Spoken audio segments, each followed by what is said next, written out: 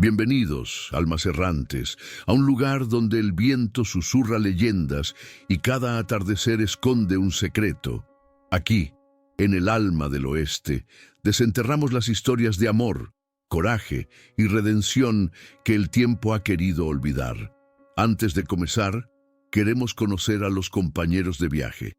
Dinos en los comentarios tu ciudad de origen y a qué hora te has unido a nuestro campamento. Leer de dónde vienes hace que nuestro viaje se sienta más real.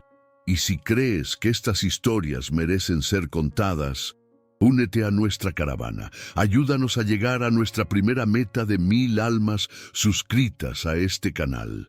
Ahora, acércate al fuego. Nuestra historia está por comenzar. Amigos que me escuchan, bajo este vasto manto estrellado que cobija el oeste, donde el viento arrastra los ecos de tiempos pasados y el polvo de las viejas sendas se mezcla con el aliento de las leyendas, me hallo una vez más ante ustedes. Mi voz, quizás un poco gastada por los inviernos y los veranos sin fin de esta tierra, indómita, es la voz del alma del oeste y traigo conmigo un relato. No es una historia cualquiera, ni un simple cuento para pasar la noche. No, mis queridos oyentes, esta es una de esas narraciones que se cuelan por las rendijas del alma, que se asientan en el corazón como el rocío en la cactácea y que una vez escuchadas no se olvidan jamás. La escuché hace mucho, junto a una fogata cuya lumbre danzaba al compás de los grillos, bajo un cielo tan vasto que parecía extenderse hasta el infinito mismo. Es una historia de polvo y de honor, de soledad y de un amor tan inesperado como el agua en el desierto. Presten atención, pues el oeste, en su infinita sabiduría, siempre tiene algo que enseñarnos. El sol, un tirano de fuego y oro, reinaba sin piedad sobre las vastas extensiones del viejo oeste en la década de 1880.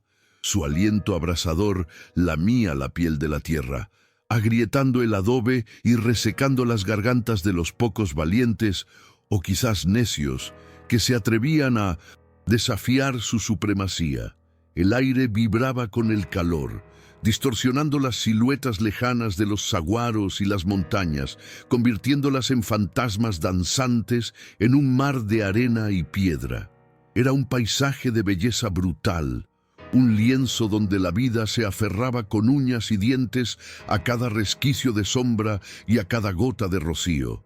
Y en ese escenario de contrastes extremos, donde la esperanza era un lujo y la supervivencia una batalla diaria, cabalgaba Wes Callaghan.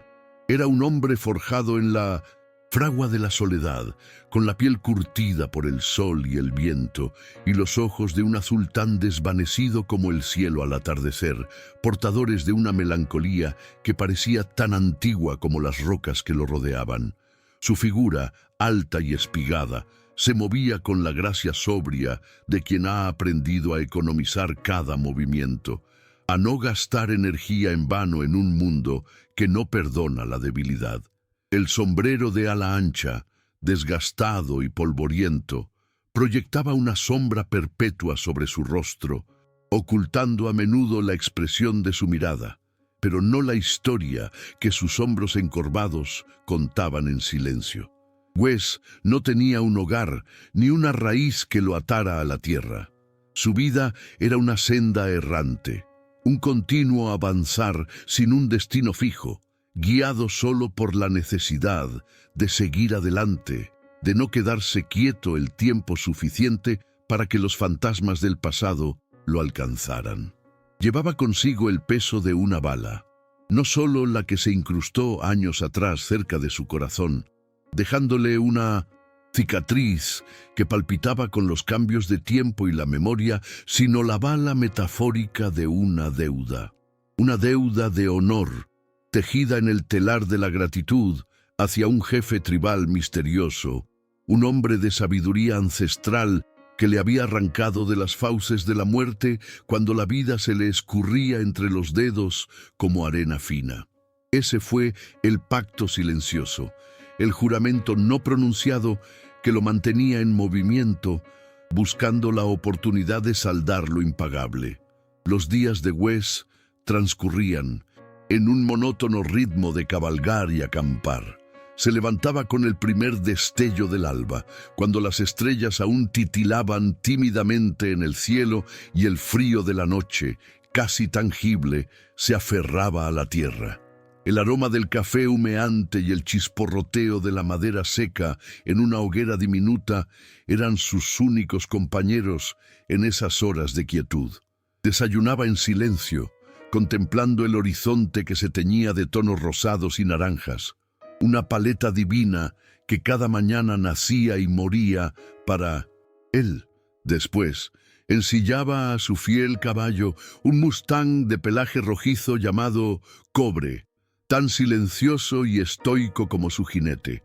Juntos se fundían con el paisaje, una silueta solitaria bajo el inmenso dosel azul, avanzando hacia ninguna parte en particular y hacia todas las partes a la vez. El polvo. El polvo del oeste. Se adhería a todo, se metía por los poros de la piel, se incrustaba en el cabello y en las arrugas de la ropa. Era un sudario perpetuo que cubría el mundo, un recordatorio constante de la sequedad y la implacabilidad de la tierra. Wes lo respiraba con cada bocanada de aire, sentía su aspereza en los dientes, lo veía levantarse en pequeñas nubes con cada paso de Cobre. Era parte de él, una extensión de su propia existencia vagabunda. Las noches eran un bálsamo, un respiro del calor sofocante.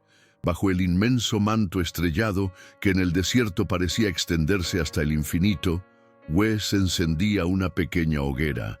Las llamas, susurrando y crepitando, eran su única compañía en el vasto silencio. Observaba el fuego, hipnotizado por el baile de las sombras, mientras el coyote aullaba a la luna distante y el viento, un espectro invisible, cantaba su melancólica balada a través de los cañones. En esos momentos de quietud, los recuerdos acudían sin ser llamados. La imagen de la flecha clavada, el dolor punzante, la oscuridad que lo envolvía, y luego, la aparición del jefe tribal, su rostro curtido, sus manos sabias, el ungüento de hierbas, la voz tranquila que le hablaba de espíritus y de equilibrio, y el tatuaje, siempre el tatuaje, un halcón en vuelo, grabado en la mano del anciano, un símbolo de libertad y de un destino entrelazado. Wes lo había visto solo por un instante, pero la imagen se había grabado a fuego en su memoria, un faro en su deriva. La deuda. Aquella deuda no era de dinero ni de bienes, era una deuda de vida, un compromiso sagrado que trascendía las leyes de los hombres blancos y las fronteras de los territorios. Era un hilo invisible que lo unía a un hombre que lo había salvado sin pedir nada a cambio. Solo la promesa tácita de que, si la vida lo ponía de nuevo en el camino de su gente, Wes sabría cómo actuar. Pero, ¿cómo se pagaba una deuda así? ¿Cómo se encontraba la oportunidad en un mundo tan vasto y desordenado? Wes no lo sabía. Solo podía seguir cabalgando, con la esperanza de que el destino, en su infinita y caprichosa sabiduría, le mostraría el camino. Los pueblos eran paradas breves, meros puntos en el mapa de su existencia. Lugares donde reponer provisiones, beber un whisky amargo en un salón ruidoso y luego desaparecer de nuevo en la inmensidad del desierto. Nunca se quedaba el tiempo suficiente para que su presencia se sintiera, para que su sombra se arraigara. Era un fantasma, un soplo de viento que pasaba y se desvanecía, dejando solo el rastro de sus huellas en el polvo. Pero incluso el alma más errante tiene un punto de inflexión, una encrucijada donde el camino conocido se bifurca hacia lo desconocido y la vida, en su inescrutable designio, te empuja hacia un destino que nunca habrías imaginado. Y para Wes Callahan, esa encrucijada se encontraba en un pequeño pueblo sin nombre, perdido en el corazón de la nada, donde el destino, o la providencia había decidido que su deuda, al fin, comenzaría a saldarse.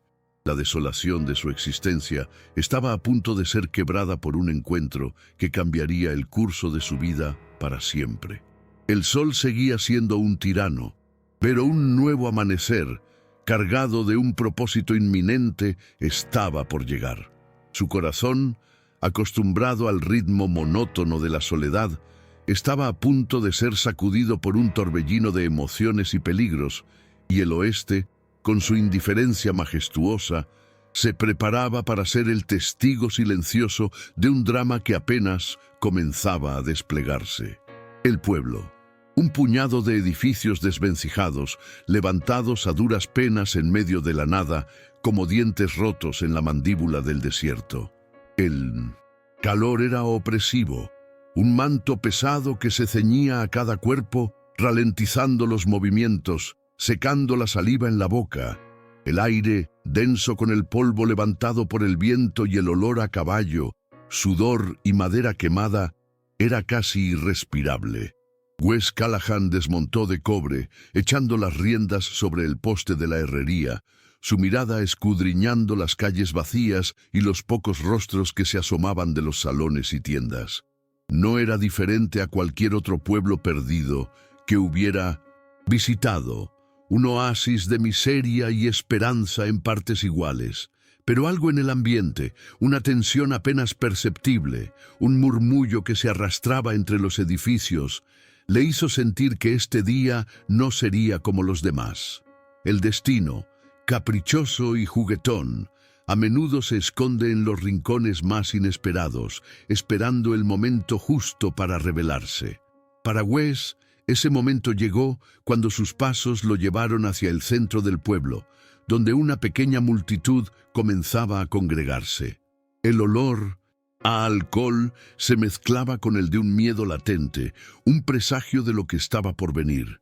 Entre los murmullos de la gente, alcanzó a escuchar palabras sueltas: venta, India, mercancía. Un escalofrío, ajeno al calor sofocante, le recorrió la espalda. Había visto cosas terribles en su vida, pero la idea de un ser humano tratado como ganado siempre le había revuelto el estómago. Se abrió paso entre los hombres sudorosos y las mujeres curiosas que miraban con una mezcla de morbo y lástima. Y entonces la vio, de pie sobre una plataforma improvisada, con los brazos atados a la espalda, estaba Anoki. Su nombre, que más tarde aprendería, significaba estrella en la lengua de su gente, y en ese momento, bajo el sol inclemente, brillaba con una dignidad que desafiaba su situación.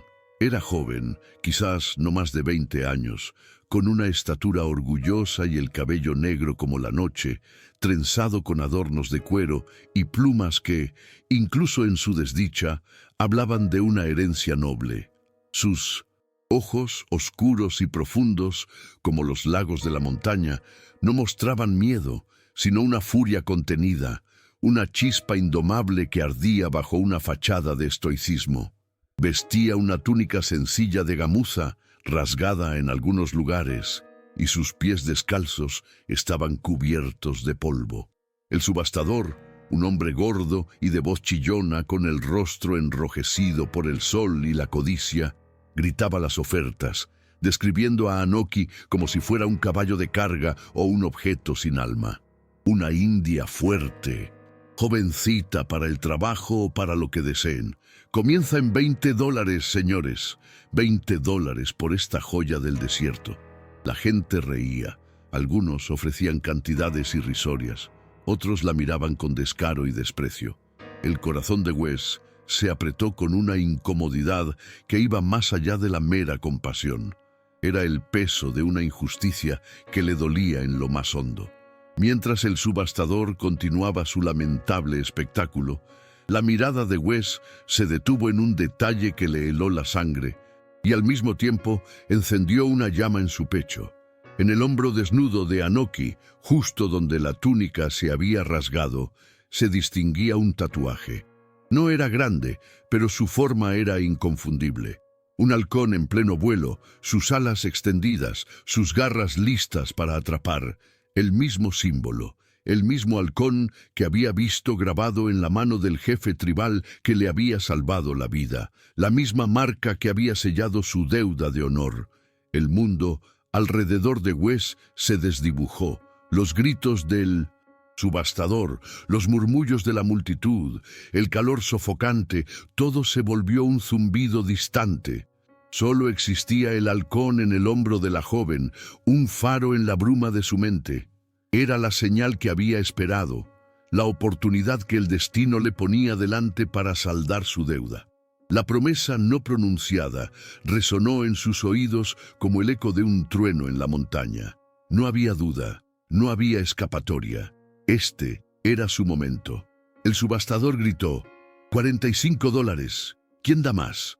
45 a la una, 45 a las 2. $100. La voz de Wes, profunda y resonante, cortó el aire como un cuchillo afilado. La multitud enmudeció. Todos los ojos se volvieron hacia él, el jinete solitario que había aparecido de la nada. El subastador, con los ojos como platos, tartamudeó: ¿100 $100, señor? ¿Está seguro? Wes asintió, su rostro impasible, su mirada fija en Anoki. Ella, que hasta ese momento había mantenido la cabeza alta, sin mostrar emoción alguna, levantó sus ojos hacia él. En el fondo de sus orbes oscuros, Wes vio una mezcla de sorpresa, incredulidad y una cautela profunda. No era gratitud lo que brillaba allí, sino una pregunta silenciosa, una desconfianza instintiva. $100 a la una, $100 a las 2, $100 y... «¡Vendida al Señor!», gritó el subastador, golpeando el martillo con un estruendo que pareció sacudir los cimientos del pueblo. Un murmullo de asombro y decepción recorrió a la multitud. Nadie esperaba que un forastero interviniera de esa manera y menos por una cantidad tan elevada. Wes se acercó a la plataforma, ignorando las miradas curiosas y hostiles. Con un movimiento rápido, sacó una bolsa de cuero de su bolsillo y contó los billetes y las monedas, dejándolos caer sobre la mesa improvisada. El subastador, con una sonrisa avara, se apresuró a recoger el dinero. «Un placer hacer negocios con usted, señor», dijo, pero sus ojos delataban su recelo. Con un cuchillo que sacó de su cinturón, Wes cortó las cuerdas que ataban las muñecas de Anoki. Ella se frotó con lentitud las marcas rojas, sus ojos aún fijos en los de él, intentando descifrar al hombre que la había comprado. No había dicho una sola palabra desde que la había visto. El silencio entre ellos era denso, cargado de expectativas no pronunciadas.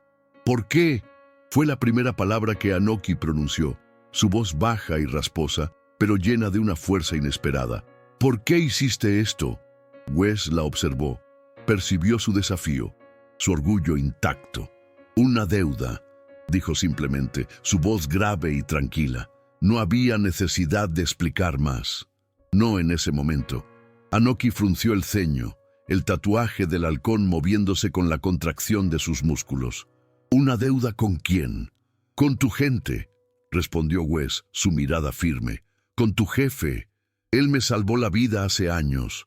Llevo su marca en el corazón, y ese halcón que llevas en el hombro es la misma marca». Una chispa de reconocimiento brilló en los ojos de Anoki, pero la desconfianza no se disipó del todo. «Mi padre», dijo, su voz apenas un susurro ahora, «él fue asesinado. Mi madre y mis hermanas las capturaron. Una banda de forajidos, los buitres, se las llevaron». La última frase se quebró en su garganta, revelando una vulnerabilidad que no había mostrado antes.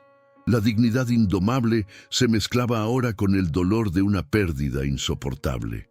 Wes la escuchó en silencio, su rostro inexpresivo. La revelación de Anoki añadió una capa de complejidad a la situación. No era solo un rescate, una transacción, era el inicio de una búsqueda, una misión de justicia. ¿Sabes hacia dónde fueron?, preguntó, su voz desprovista de emoción, pero con una determinación subyacente. Anoki asintió, su mirada se endureció de nuevo. Hacia el norte, hacia las montañas fantasma. Son bandidos, traficantes de sangre, quieren venderlas, o peor. Su voz se alzó con una furia fría. Debo encontrarlas, debo vengar a mi padre. Wes asintió lentamente. Su vida de vagabundo, de huida perpetua, estaba a punto de terminar. La deuda no solo se pagaría salvando a Anoki, se pagaría ayudándola a encontrar a su familia, a vengar a los suyos. El camino que tenía por delante era peligroso, lleno de incógnitas, pero por primera vez en años, Wes sintió un propósito que iba más allá de la mera supervivencia. La soledad que lo había acompañado por tanto tiempo estaba a punto de ser reemplazada por una compañía inesperada y la senda polvorienta del oeste se transformaría en un camino hacia un destino compartido. Y en ese silencio cargado de dudas y de un propósito recién descubierto, uno se pregunta qué camino tomará el alma cuando el deber y el peligro se entrelazan. Es en estas encrucijadas del corazón, donde el honor llama y el miedo susurra, que valoro tenerlos a ustedes aquí, escuchando. Si estas historias que exploran los profundos recovecos del alma humana también te importan, considera unirte a nosotros suscribiéndote al canal. Tu apoyo es el que nos permite seguir cabalgando bajo este cielo infinito, en busca de más relatos que nos recuerden la fuerza del espíritu humano. El sol de la tarde comenzaba a teñir el cielo de un naranja cobrizo cuando Wes y Anoki abandonaron el pueblo sin nombre. La estela de polvo que dejaba Cobre al galopar era la única marca de su partida, un velo efímero que ocultaba la extraña alianza que acababa de forjarse.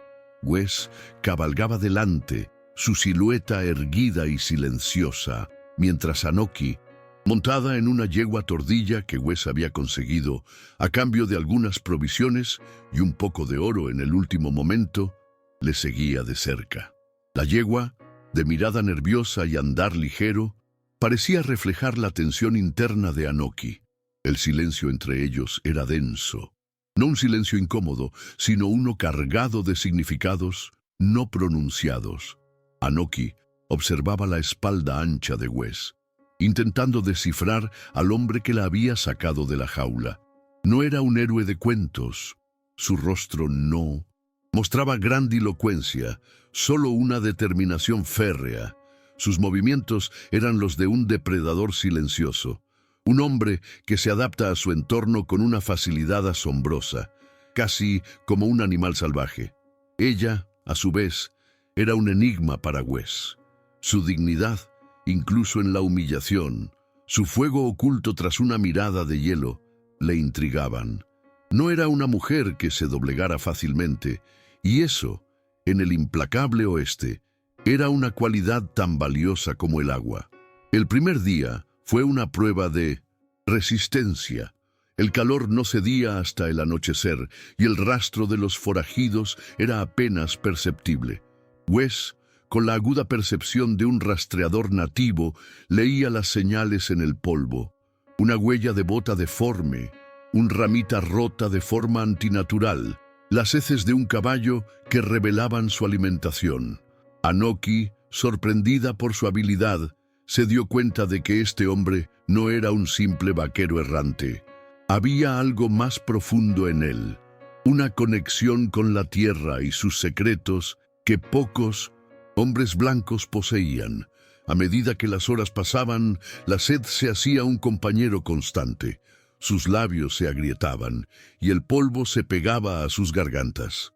Al caer la noche, encontraron un pequeño abrigo bajo una saliente rocosa. Wes encendió una pequeña hoguera con ramas secas.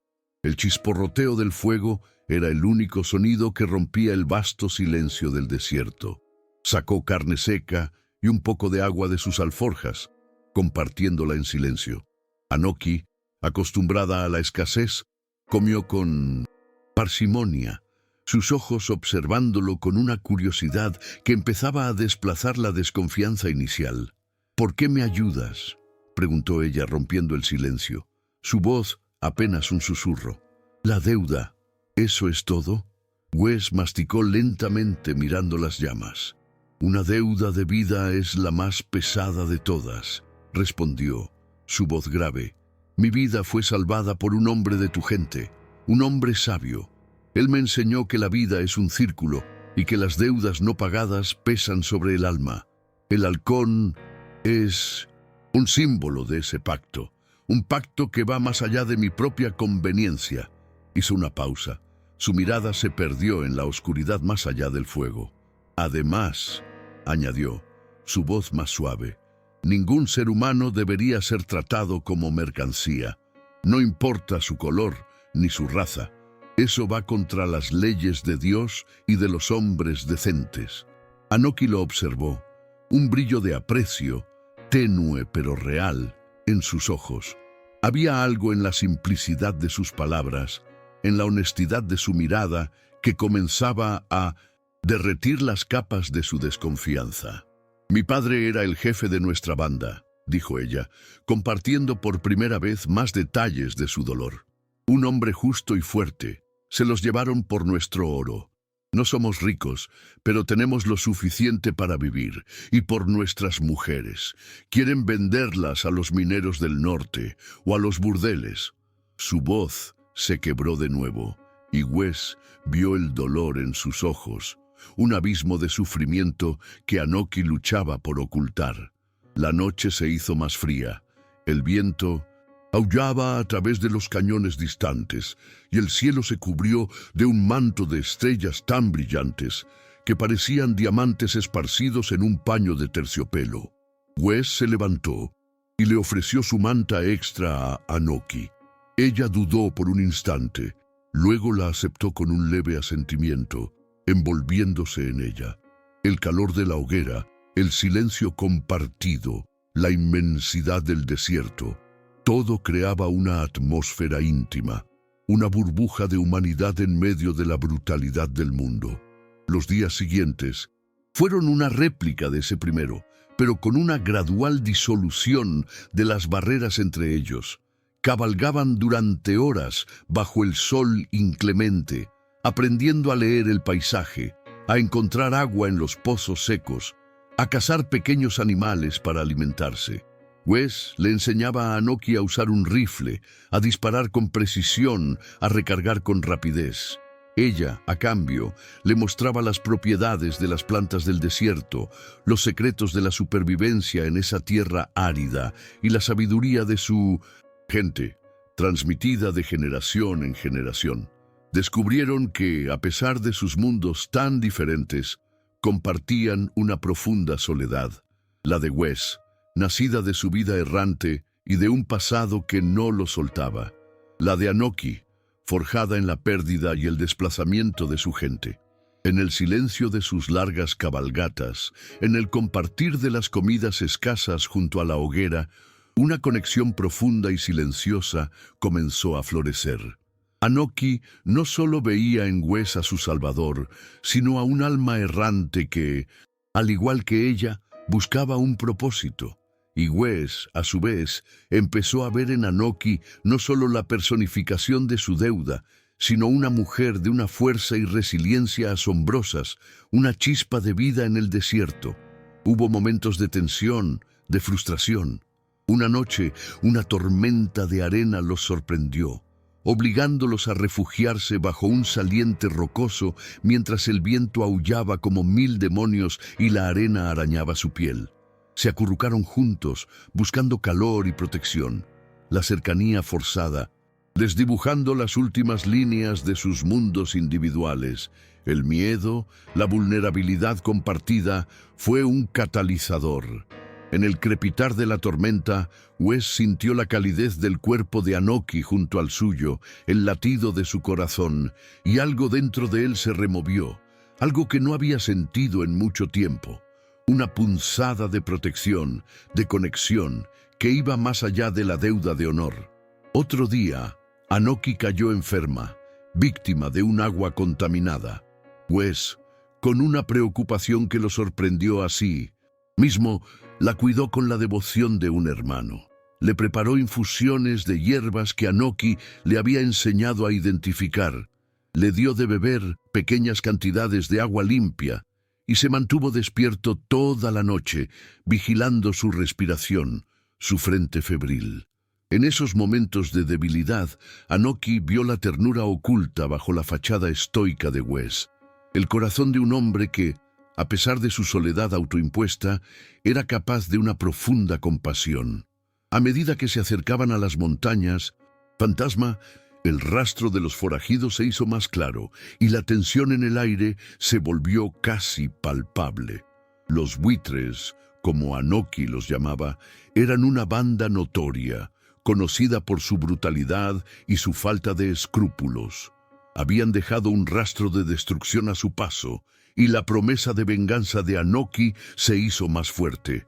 Wes sentía la responsabilidad de protegerla, de cumplir con su palabra, pero también sentía una nueva emoción crecer en su pecho: el miedo a perderla, el miedo a que ese lazo silencioso que se había tejido entre ellos se rompiera. No era solo la deuda, era algo más, algo que florecía en el duro suelo del oeste, tan inesperado como una flor del desierto después de la lluvia. La vista de las montañas Fantasma, que se alzaban imponentes en el horizonte, rocosas y oscuras, trajo consigo una mezcla de alivio y aprensión. Eran un laberinto de cañones y picos, el escondite perfecto para una banda de forajidos. El viento que soplaba desde las montañas era frío, un contraste con el calor del desierto, un presagio de la batalla que se avecinaba. Se detuvieron en la boca de un cañón, ocultos entre los arbustos de enebro, observando la entrada. El rastro de los caballos los llevaba directamente hacia allí. Anoki se volvió hacia Wes, sus ojos oscuros brillando con una mezcla de determinación y una vulnerabilidad que no había visto antes. «Están aquí», susurró. «Mis hermanas están cerca». Wes puso una mano en su hombro, un gesto que no era de compasión, sino de una promesa silenciosa. «Las encontraremos», dijo, su voz firme. Sabía que se adentraban en la boca del lobo, que la violencia era inevitable, pero ahora no estaba solo, y esa compañía, forjada en el polvo y el miedo, era una fuerza que nunca antes había conocido. El compromiso del jinete solitario con Anoki y con su propia alma estaba a punto de ser puesto a prueba en las más duras de las fraguas. Las montañas Fantasma se alzaban como cicatrices oscuras en el horizonte, un laberinto de picos escarpados, cañones profundos y quebradas traicioneras. El viento que antes había sido un mero susurro en el desierto, aquí aullaba con una furia salvaje, arrastrando consigo el olor a pino y humedad y la promesa de peligros ocultos. Wes y Anoki se adentraron en sus entrañas, siguiendo el rastro cada vez más fresco de los bandidos. Cada paso de cobre y la yegua de Anoki resonaba en el silencio, amplificado por las paredes de roca que los rodeaban, un eco de la tensión que crecía en sus corazones. La guarida de los buitres, como Anoki los llamaba, no tardó en revelarse. Se encontraba oculta en una cueva natural, una hendidura oscura en la ladera de una montaña, apenas visible desde la distancia. El rastro de caballos y las huellas de botas se hacían más evidentes a medida que se acercaban, junto con el nauseabundo olor a humo de tabaco, carne rancia y miedo. Wes y Anoki se detuvieron a una distancia prudente, ocultos entre los arbustos secos y las rocas, observando la entrada. El lugar era un nido de víboras. Había al menos una docena de hombres, algunos sentados alrededor de una hoguera, otros pululando cerca de la entrada de la cueva, sus figuras toscas y sus rostros sucios, iluminados por el resplandor de las llamas. Eran tipos duros, con armas al cinto y miradas vacías. los ojos de hombres que habían visto demasiada sangre y habían perdido cualquier rastro de humanidad. Wes observó sus movimientos, sus patrones, intentando identificar al líder, al más peligroso. Anoki, a su lado, apretaba los labios, la ira y la determinación ardiendo en sus ojos. Podía sentir la presencia de sus hermanas, prisioneras en el interior de esa cueva, y el pensamiento le daba una fuerza sobrehumana.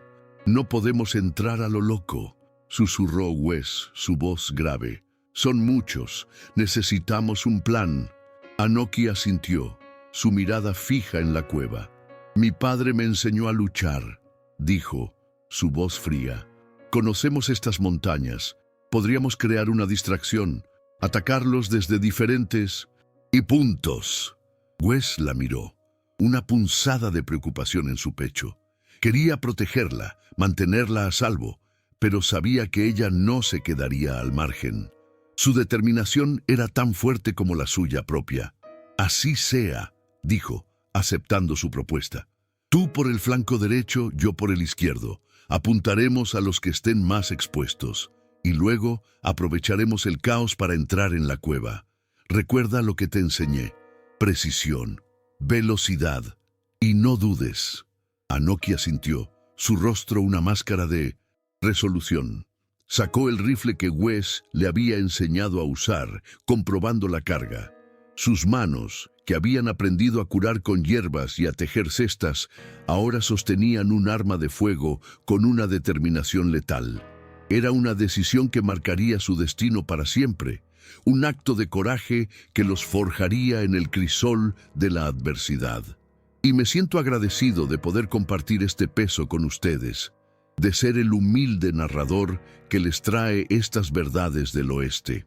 Cada vez que alguien se suscribe, siento que nuestra fogata crece, dándonos más coraje para contar las verdades más difíciles, aquellas que nos recuerdan la indomable voluntad del espíritu humano. El plan era sencillo, pero arriesgado. Esperarían hasta la medianoche, cuando el cansancio se hiciera más evidente entre los bandidos y la oscuridad de la noche les ofreciera un manto de invisibilidad. El viento, que había amainado un poco, era su aliado, ocultando sus pasos. Se movieron como sombras, sigilosos y silenciosos, cada uno hacia su posición asignada. El aire estaba gélido y el frío del metal del rifle que Wes sostenía en sus manos era un recordatorio constante de la tarea que tenían por delante. A la señal de Wes, un silbido bajo que imitaba el canto de un búho, la acción estalló. 2 disparos resonaron casi al unísono, el eco rebotando en las paredes del cañón. Los bandidos, sorprendidos, gritaron y se dispersaron, algunos buscando cobertura, otros desenfundando sus armas. El caos era total. Wes, con la precisión de un cazador, disparó de nuevo, derribando a un hombre que intentaba alcanzar su caballo. Anoki, desde su posición, también disparaba con una frialdad sorprendente, su puntería letal. Mientras los bandidos intentaban reagruparse, Wes y Anoki aprovecharon la confusión para avanzar hacia la entrada de la cueva. El líder de los buitres, un hombre corpulento y barbudo, con una cicatriz cruzando su ojo izquierdo, salió de la cueva, rugiendo órdenes, su revólver humeando. Reconoció a Anoki. Su rostro se contorsionó en una mueca de rabia. «¡La India! ¡Atrápenla! ¡Ella es la que escapó!». La batalla se volvió personal. Wes se enfrentó a 2 bandidos que intentaban flanquearlo. Sus puños y el cañón de su revólver eran extensiones de su voluntad. No era un pistolero por elección, sino por necesidad. Sus movimientos eran fluidos, calculados. Cada golpe, cada disparo, un acto de supervivencia. Anoki, por su parte, se movía como un espectro, su rifle mortal en sus manos, sus ojos fijos en el líder de los buitres. La venganza era un fuego que la consumía y no se detendría hasta que sus hermanas estuvieran a salvo. El líder de los bandidos, al ver a Anoki acercarse, soltó una risa gutural y disparó. La bala silbó cerca de la cabeza de Anoki, rozando su trenza. Pero ella no retrocedió. Con una agilidad asombrosa se lanzó hacia él, el rifle en sus manos transformado en una porra. Golpeó al hombre con la culata, derribándolo. El revólver del bandido salió volando y Anoki se abalanzó sobre él, sus manos buscando su garganta. Wes, que había terminado con sus atacantes, corrió hacia Anoki, pero ella no lo necesitaba. La furia de la joven india era una fuerza de la naturaleza. ¡Asesino de mi padre!, gritó, sus palabras llenas de un dolor ancestral. El bandido luchaba, intentando liberarse, pero la fuerza de Anoki, impulsada por años de opresión y pérdida, era imparable. Sus manos se cerraron alrededor de su cuello, y Wes vio la vida escurrirse de los ojos del hombre. La justicia, cruda y brutal, se estaba sirviendo en ese momento. Con el líder neutralizado, los pocos bandidos restantes, desorganizados y temerosos, intentaron huir. Wes no los persiguió. Su atención se centró en Anoki, quien se levantó del cuerpo inerte del bandido, su pecho subiendo y bajando con fuerza, sus ojos aún fijos en el hombre que había arruinado su vida. Había una mezcla de triunfo y tristeza en su rostro, la satisfacción de la venganza mezclada con el vacío de la pérdida. «Mis hermanas», susurró Anoki, su voz más suave ahora volviéndose hacia la cueva. Wes, con el corazón latiéndole fuerte, la siguió al interior de la oscuridad. El hedor era más intenso aquí, a humedad y encierro. Sus ojos se acostumbraron a la penumbra, y entonces las vio. 3 figuras acurrucadas en el rincón más alejado, sus ojos grandes y asustados, sus cuerpos temblorosos. Eran jóvenes, claramente hermanas de Anoki, con la misma tez morena y el mismo cabello oscuro. «¡Hermanas!», gritó Anoki. Su voz desgarrada por la emoción. Corrió hacia ellas, cayendo de rodillas, abrazándolas con una fuerza desesperada. Lágrimas, que no había permitido que cayeran en los días de su cautiverio, ahora fluían libremente por su rostro. Las hermanas se aferraron a ella, sollozando, el alivio inundando el aire. Wes se mantuvo en la entrada de la cueva, observando la escena, una punzada de algo indefinible en su pecho. No era parte de esa reunión familiar, de ese desahogo de dolor y alivio. Era un extraño, el jinete solitario que había cumplido su parte del trato, pero al ver la felicidad en los ojos de Anoki, la paz que se había instalado en su rostro, supo que había hecho lo correcto. La deuda, al fin, estaba saldada. O eso creía. El regreso de las montañas fantasma fue diferente al viaje de ida. La carga de la venganza se había aliviado, reemplazada por el alivio del rescate. Las hermanas de Anoki, aunque traumatizadas, se aferraban a la esperanza de un nuevo comienzo. El silencio entre Wes y Anoki ya no estaba cargado de tensión o desconfianza, sino de una nueva comprensión, de una conexión que se había profundizado en el crisol del peligro. Compartieron la comida, el agua, la protección de la noche, no como extraños unidos por un propósito temporal, sino como almas que se habían encontrado en la inmensidad del oeste. El acto de coraje había sido más que la derrota de los bandidos.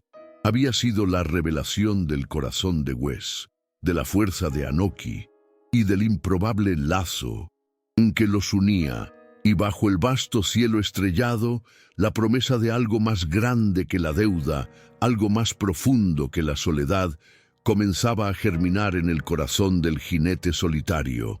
El sol, que había sido testigo de la crueldad del desierto y la ferocidad de la batalla, ahora se alzaba en el horizonte con una gentileza renovada, como si quisiera lavar con su luz dorada las cicatrices de la noche.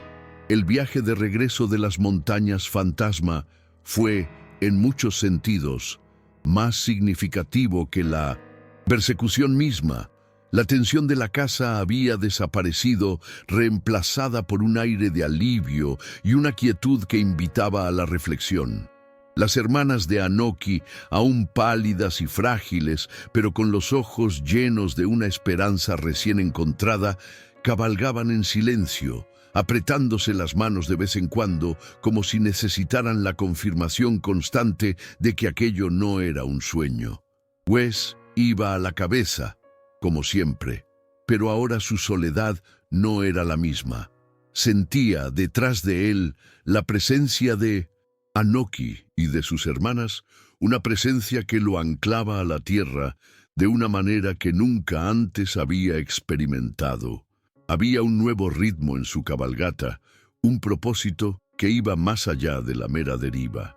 El polvo seguía levantándose con cada paso de cobre, pero ahora no se sentía como un sudario, sino como una ofrenda a un camino que se abría ante él.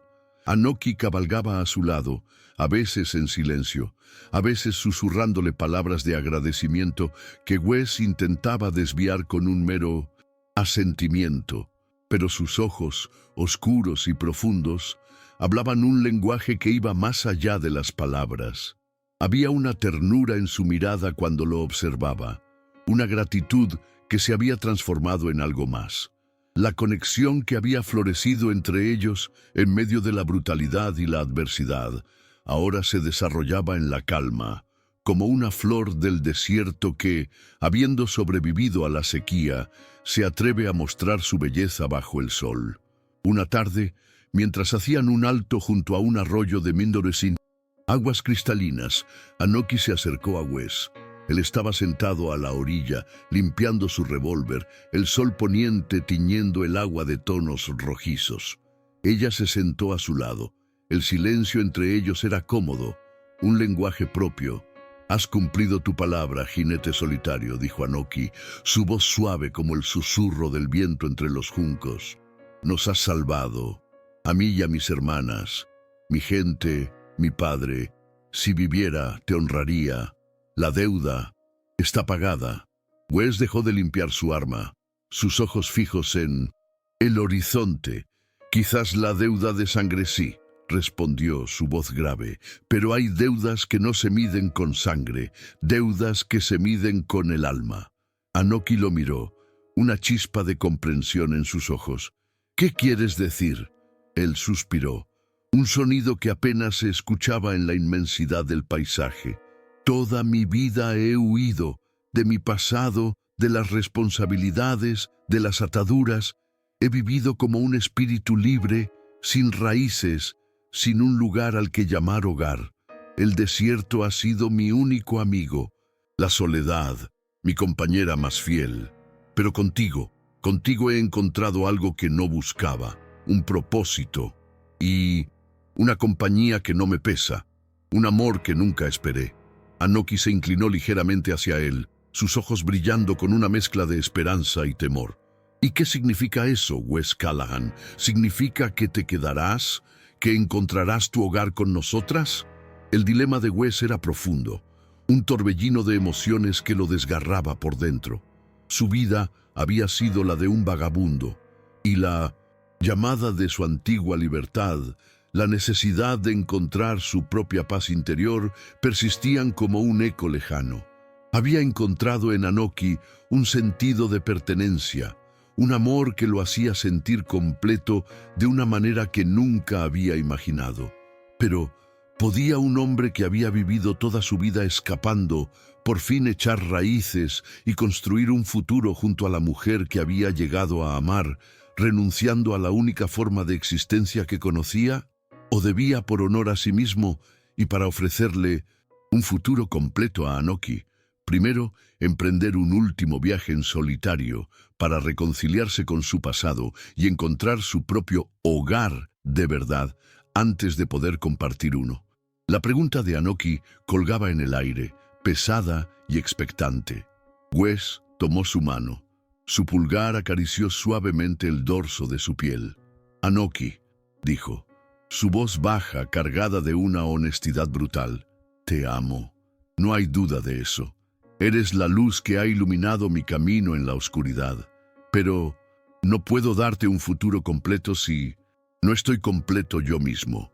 Mi alma todavía tiene cicatrices que necesitan sanar. Hay viejos fantasmas que debo enfrentar solo, lugares a los que debo regresar, cosas que debo perdonar y perdonarme. Los ojos de Anoki se llenaron de lágrimas, pero no de tristeza, sino de comprensión. Ella conocía el alma de los hombres que viven en la frontera, los que llevan el peso de un pasado turbulento. ¿Significa que te irás?, preguntó, su voz apenas un susurro. Wes asintió lentamente, su mirada fija en el horizonte. Sí, por un tiempo. Es un viaje que debo hacer solo, para encontrar mi propio centro, mi propio hogar dentro de mí. Solo entonces podré darte lo que mereces, un hombre entero, no uno que todavía huye de sus sombras. Te mereces un hombre que sepa lo que quiere y dónde quiere echar raíces. Y yo necesito saber dónde es mi lugar en este mundo, antes de poder construir uno contigo. Anoki se puso de pie, su dignidad intacta incluso en ese momento de desgarro. Te esperaré, Wes Callahan, dijo, su voz firme, aunque sus ojos brillaban con lágrimas. Mi gente sabe de esperas, de inviernos largos y veranos secos, pero también sabemos que las promesas hechas bajo las estrellas son sagradas, y sé que tu alma es honorable. Wes se levantó y la abrazó. Un abrazo apretado, lleno de amor no pronunciado, de promesas silenciosas. Sintió el calor de su cuerpo, el latido de su corazón, y supo que, aunque se alejara por un tiempo, su alma estaría atada a ella para siempre. No era una huida, no esta vez. Era un acto de sacrificio, de redención, un viaje necesario para que el amor que había encontrado pudiera florecer en su forma más pura. Los días siguientes fueron una mezcla de dulce despedida y la promesa de un reencuentro. Wes les ayudó a las hermanas de Anoki a llegar a un lugar seguro, una pequeña comunidad tribal escondida en las montañas, donde serían acogidas y protegidas. En ese lugar de paz, bajo la sombra de los viejos árboles y el murmullo del río, Wes y Anoki se despidieron. No hubo grandes palabras, solo una mirada, un roce de manos, una promesa silenciosa que se selló en el aire fresco de la mañana. Wes Callahan volvió a montar a Cobre, su silueta solitaria recortándose contra el cielo. Pero esta vez, su partida no era la de un vagabundo sin rumbo. Había una dirección en sus pasos, un propósito en su corazón.